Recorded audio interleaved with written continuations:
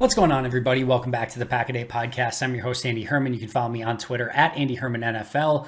Thank you so much for joining me today. We got a little bit of Packers news. We got a little bit of Vikings news. Want to take a look at the overall sort of potential all-in process for Green Bay this season. But let's start off with the biggest Packers news from Thursday. And let me start by saying I've said for a while that this whole Aaron Rodgers saga and journey is going to ebb and flow, and some days it's going to seem like he's coming back for sure, no doubt about it. Other days maybe retirement, other days maybe traded, who knows. However, as much as I've sort of said all the way along, like, don't get caught in the waves. Some days it's going to feel great, some days it's going to feel terrible, whatever side you're on, just wait and see, right? I have to say, Thursday felt like a very big tell as to what potentially could be happening here. And that's because Green Bay brought back former quarterbacks coach Tom Clements to be their 2022 quarterbacks coach, of course, under Matt LaFleur, replacing Luke Getsy. And this seems incredibly important. And the reason it seems so important is because, of course, he was Aaron Rodgers' former quarterback coach. And Aaron Rodgers has gone on the record on numerous occasions talking about Tom Clements, the respect he has for him, how great of a coach he was, etc., etc. This does not feel like just your normal hire. And if you remember back, I talked about in the past of like when Green Bay hires a quarterbacks coach, it may be fairly telling as to whether or not maybe Aaron Rodgers had some input in the decision if Green Bay worked with Rodgers on making that decision. And this feels, once again, like a major tell that maybe, just speculating here, that Aaron Rodgers had some say on the quarterback's coach. And if that's the case, would potentially lend you to believe that he is at least leaning in the direction of coming back another season. Now, to be fair, Rob Demovsky did report, this is per ESPN, per Rob Demovsky, a source indicated that Tom Clements, not the reporter Mike Clements, that Tom Clements' arrival does not guarantee that Rodgers will return to Green Bay, but rather it's another move to hope to convince him to come back. So, how I read this, and if you saw my tweet on Thursday, you'll know, I believe at minimum, and I mean at bare minimum here, to me this tells me that Green Bay, it was not lip service from Matt LaFleur. It was not lip service from Mark Murphy when he did his interview. This team is all in on bringing Aaron Rodgers back for at minimum this upcoming season. Whether you like that, whether you hate that, that very much seems to be the case. And to me, this is our biggest indicator so far that Green Bay has gone and gotten Tom Clements out of retirement to come be the quarterback's coach. That tells me that it has not been lip service, that they are telling the truth, that they want everyone to know, that they want Aaron Rodgers to know, that they want the rest of this team to know that they want Aaron Rodgers back as quarterback. And if you want to send a message to Aaron Rodgers saying, who famously said, it's about the people that are around you, it is about the people, the relationships, etc., how about you bring Tom Clements back as his quarterback's coach and let him have one of his favorite coaches to work with next season as he gets ready for a potential, who knows, another maybe MVP run. And of course, as Packer fans, we'll be hoping maybe a Super Bowl run. So while Demovsky, again, has the source that this does not guarantee a return to Green Bay, it does tell me that Green Bay is all in on this approach to try to bring Aaron Rodgers back.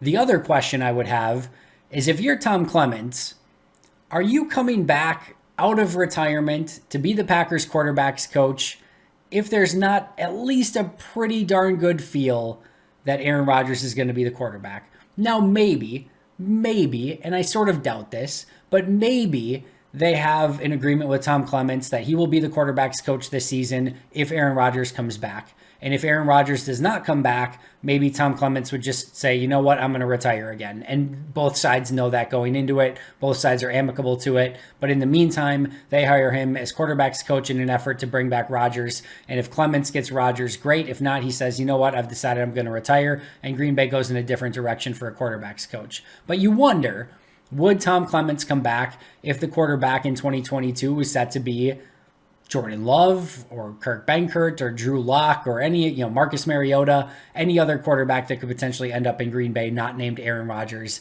in 2022? My gut tells me probably not, that he probably at least has some feel that Aaron Rodgers is going to be back in 2022 to make this deal, come out of retirement, and coach the Packers quarterbacks once again.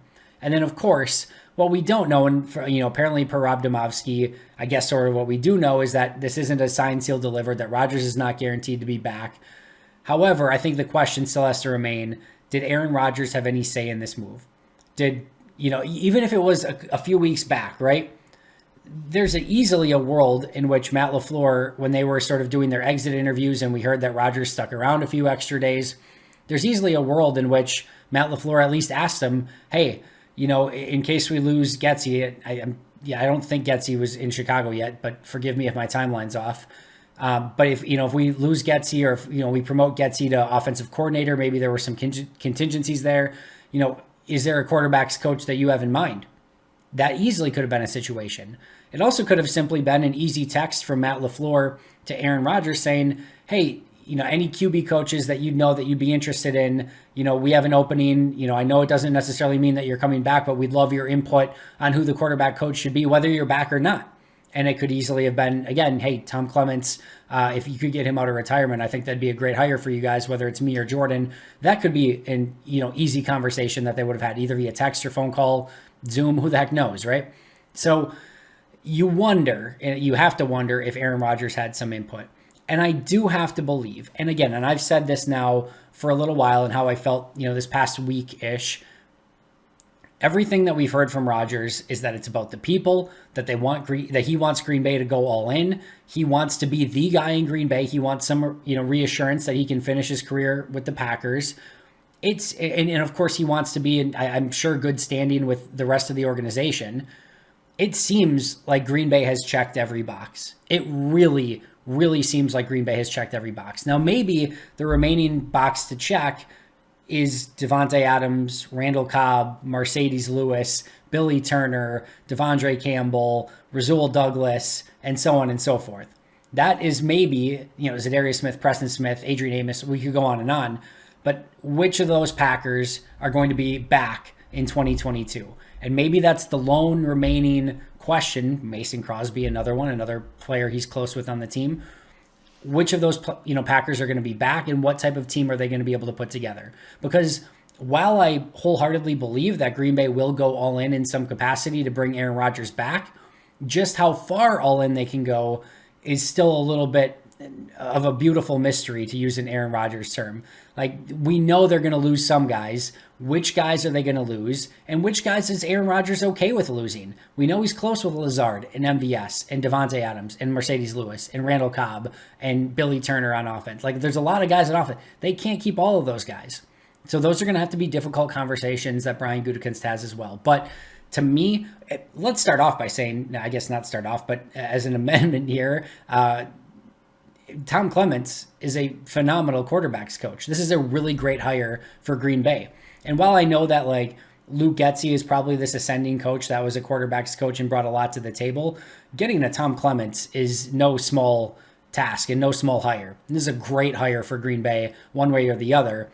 And similar to Randall Cobb bringing him in as a wide receiver, if this is the move that cements Aaron Rodgers back to the team and that's what you're shooting for, what a hell of a move by Matt LaFleur and company. So we shall see. Time will still tell. Again, as you're listening to this, maybe there's some brand new report from Adam Schefter, Ian Rappaport, Rob Domofsky, who knows, right? That completely counteracts this and that things are going in another direction. And maybe Tom Clements just really wanted to coach Jordan Love. Who knows? As I've said all along, this could ebb and flow in a variety of different ways. But this feels to me, and I think to a lot of people, like it is a major tell that this could lead to Aaron Rodgers coming back this upcoming season, which again, as of right now, is my belief. Other thing I wanted to go over quickly is the sort of pending doom of the Packers salary cap and not being able to bring all these guys back and so on and so forth. I mentioned this the other day, but I wanted to go into it in a little greater detail. One of the biggest things that the salary cap, why you would use and max out the salary cap and borrow from the future and things like that, is to do a lot of what the Buccaneers and the Rams did in previous seasons, right? Like, what would this Rams team be without, going and getting guys like Von Miller, Leonard Floyd, Matthew Stafford, etc. And I know they had a core there. Cooper Kupp, Aaron Donald are a great way to start, but Jalen Ramsey, another guy that they acquired. That's usually when you want to have a salary cap surplus, is if you need to reinvigorate and add talent to your roster. Green Bay's not exactly in that decision. And as we talked about, last week with Ken Ingles, there are different levers that Green Bay can pull to free up money and keep guys on the roster. And what I want to point out to you here is that Green Bay is not in the situation where they need to go out in free agency and bring a ton of guys in. The guys that they need to win the Super Bowl are mostly on the team already. Now, there are some exceptions, Davante Adams and Devondre Campbell being the big ones, two unrestricted free agents. However, Davante Adams, they do have a potential lever on a franchise tag that gives them some flexibility with that, which leaves sort of Devondre Campbell as the really interesting player that they would maybe get bids against and probably lose in that situation. But what I want to point to here is that even if they can't get a Devondre Campbell back, right? Even if they can't get a Rasul Douglas back, maybe Bobby Tunyon leaves, MVS leaves, Alan Lazard leaves, maybe some of these guys on the fringes of the roster, Billy Turner, you have to cut, Zadarius Smith, you have to cut. Even if those are some of the case, maybe a Dean Lowry, you have to cut, Mason Crosby, you have to cut, Mercedes Lewis, Randall Cobb. All of those are players that Green Bay might have to move on from, all right? But I think there's a real opportunity that at worst, the core of this roster could look like Aaron Rodgers, Aaron Jones, A.J. Dillon, Devontae Adams, David Bakhtiari, Elton Jenkins, John Runyon Jr., Rashawn Gary, Preston Smith, Kenny Clark, Jair Alexander, Eric Stokes, and Adrian Amos. That is a top-heavy Super Bowl roster. And that's why I've said this decision for Green Bay is so incredibly hard. If I told you, if this were the matchup right now tomorrow, if all those guys that I mentioned are back with the team, which I think they can be, and you filled out the roster with basically like mid-level guys, right? Like just average players, maybe hit on a guy in the draft, maybe hit on another cheap guy in free agency, and the Packers were taking on the Super Bowl champion Rams tomorrow, I guarantee you would feel like the Packers could and probably should beat the Rams. Legitimately. That's the type of talent that Green Bay still has on the top of this roster. And you want to compare that to the top of the roster of the LA Rams that just won the Super Bowl? The top of their roster is Matthew Stafford, Cooper Kupp, Odell Beckham, Andrew Whitworth, Aaron Donald, Von Miller, Leonard Floyd, and Jalen Ramsey. That's the top of their roster. They got 8 guys in last year winning the Super Bowl. And oh, by the way, Odell Beckham got hurt midway through that game. And that's the team that they won the roster with. And yeah, they have some pretty good rotational players on the rest of their roster to fill out things. Guys like Ashawn Robinson, of course, Austin Corbett at guard, Rob Havenstein at tackle. It's not like the cupboard is bare everywhere else, right? But those are their top-heavy talent. And I can promise you that Green Bay, if they're able to bring back those guys that I just mentioned, they have a better, more top-heavy lineup than the Rams, who just won the Super Bowl. So Green Bay's not in this position where they have to have a crap ton of salary cap space to go out and sign free agents. Now, that's not to say they're not going to have to make difficult decisions, and it's not to say that they might not lose guys like Rasul Douglas and Devondre Campbell, Zadarius Smith, again, Randall Cobb, Mercedes Lewis, Mason Crosby, the guys that I've mentioned, Dean Lowry. And it's not to say that they may not be and probably will not be as good of a team as they were a season ago. But that certainly doesn't mean that if they get the core of that roster back that I just mentioned, that they won't be one of the top 4 or 5 teams to potentially win a Super Bowl, and probably as good, if not better, of an overall roster than the team that just won it in 2021/2022. So again, that's what makes all of these decisions so complex. And I know you might be thinking, Andy, you literally just had a 30-minute video the other day saying Green Bay should do the opposite. And ultimately, that's still what I would do. But if Green Bay, and I also mentioned on numerous occasions in that video, A, that's why this decision is too difficult, and B, if Green Bay wants to go in this direction and go all in again and try to win it with that roster, I get it and I understand it, and I don't massively disagree with it. I don't think they're making some awful mistake by trying to do it again and win with the core of their team that is still has a top-heavy enough roster with stars on the team to go out and win a Super Bowl. So I don't want to.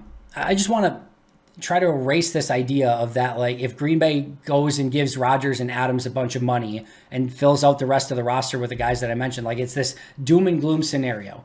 I don't think it is. I do think they're going to have to pay the bill down the line. I do think there's going to be some rough years, maybe 2024, 5, 6, 7, 8, who knows, maybe longer, that they're going to have to pay for this a little bit.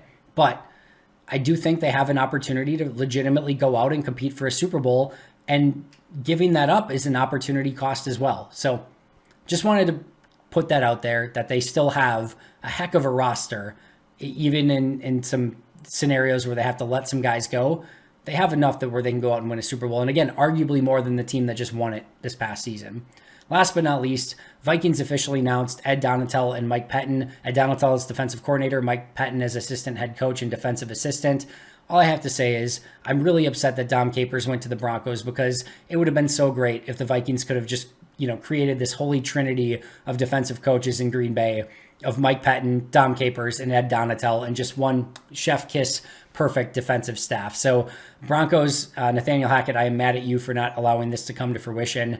I think actually those guys are pretty decent hires in Minnesota. I don't think Green Bay is going to be afraid of them in any way, shape, or form, but I think actually those are pretty decent hires for the Vikings. That's going to do it for me today. Thank you so much for joining me. Always appreciate you. I'll be right back here tomorrow with an all new episode, but until next time, and as always, go Pack Go.